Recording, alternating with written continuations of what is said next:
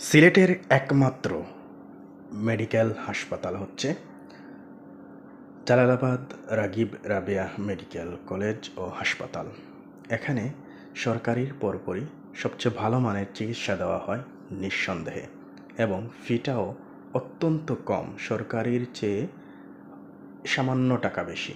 আমি বলবো এটা সরকারির মতোই কিন্তু সেবা দিয়ে যাচ্ছে, সরকারির মতোই ফি নিয়ে।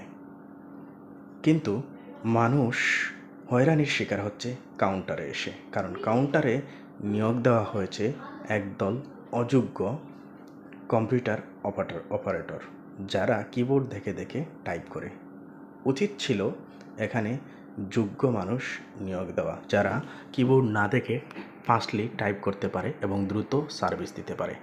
আপনি যদি মেডিকেলে যান তাইলে দেখবেন আউটডোরে অসংখ্য পেশেন্ট ঘন্টার পর ঘন্টা লাইনে দাঁড়িয়ে আছে।